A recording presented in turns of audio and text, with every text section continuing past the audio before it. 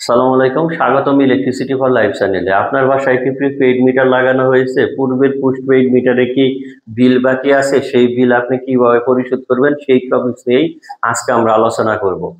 দেখুন, যখন আপনার প্রিপেইড মিটারটা লাগানো হয় তখন যে আগের যে বিল মিটার বা পোস্ট মিটার থাকে তার কিন্তু না হলেও মিনিমাম একটা বিল বাকি থাকে। কেন? ধরুন যে মিটার রিডার রিডিং এটা জানুয়ারির ধরুন 15 তারিখ, কথার কথা আর কি। জানুয়ারির 15 তারিখে আপনার মিটার লাগাচ্ছে, মিটার রিডার পূর্বের মানে মাসের ডিসেম্বরের 20 তারিখে রিডিং নিচ্ছে, জানুয়ারির 20 তারিখে আবার রিডিং নিবে। এখন এই যে 15 তারিখে যখন আপনার মিটার লাগাচ্ছে তার মানে 25 দিনের রিডিং কিন্তু আপনার মিটারে জমা পড়ে আছে। যখন এই প্রিপেইড মিটার লাগিয়ে দেওয়া হবে তখন কিন্তু আপনার ওই পোস্টপেইড মিটারে 25 দিনের বিল জমা থাকবে। মিটার লাগানোর সময় এটার ছবি দেওয়া হয় সফটওয়্যারের ছবি দিলে তখন অফিস থেকে সফটওয়্যার ওইটা ওই রিডিংটা মাইনাস করে তারপরে বিল করে দেওয়া হয়।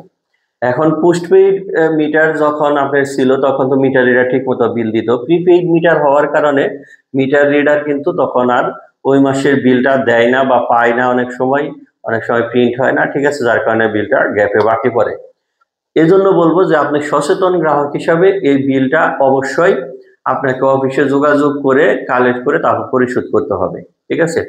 আরেকটা হলো যে অনেক সময় আগের মিটারের ইউনিট জমে থাকে রিডিং দেখার ভুলের কারণে বা অনিচ্ছাকৃতার কারণে। তো সেটা যদি গ্রাহক এর কাছে অফিস পায়, অফিসে যোগাযোগ করে সেটা বিল করে নিয়ে এটা গ্রাহককে পরিশোধ করতে হবে।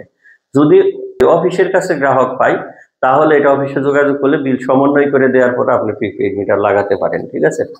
তো এখন যদি আপনার ওই বিল পোস্টপেইড মিটারের বিল বাকি থাকে সেটা কিন্তু একটা বকেয়ার কারণে কিন্তু বিদ্যুৎ আইন অনুযায়ী মামলা হয়। অনেক সময় এই মিটার লক করে দেওয়া হয় জরুরি মুহূর্তে, ঠিক আছে। এই মিটারে ডিএফটি বিল করে দেওয়া হয় যে ওই পোস্টপেইড বিলটা এই মিটারে জমা করে দেওয়া হয়েছে, এটার নিচে আপনি রিসার্চ করতে পারবেন না। এগুলো বিভিন্ন বিড়ম্বনায় করতে হয়। এই জন্য যেটা বলবো যে আপনি কিভাবে আসলে ওই বিলটা পরিশোধ করবেন। আপনার প্রিপেইড মিটার লাগানোর পরেই নেক্সট মান্থে আপনার অফিসে যোগাযোগ করতে হবে যে আপনার কোনো বিল বা রিডিং জমা ছিল কিনা, এটা কোনো বিল আছে কিনা, সেটা বিলটা কালেক্ট করে তারপরে আপনি ব্যাংকে নগদ, বিকাশ, রকেটে জমা করে দিতে পারবেন। আর যদি বলেন যে আমি বিলের মাধ্যমে দিব না, অফিসে বললে প্রিভিয়াস মিটারের বিল এই প্রিপেইড মিটারে ডেপ্ট করে দিলে, ধরুন যে 5,000 টাকা বাকি ছিল, 5,000 টাকা এটার মধ্যে ঢুকিয়ে দিলে তখন আপনি 5,000 টাকা রিচার্জ করলেই আপনার এই বিলটা পরিশোধ হয়ে যাবে। তো আশা করি বিষয়টা বুঝতে পারলেন। বিদ্যুৎ ব্যবহার হোক আপনার জন্য সুখময়। আল্লাহ হাফেজ।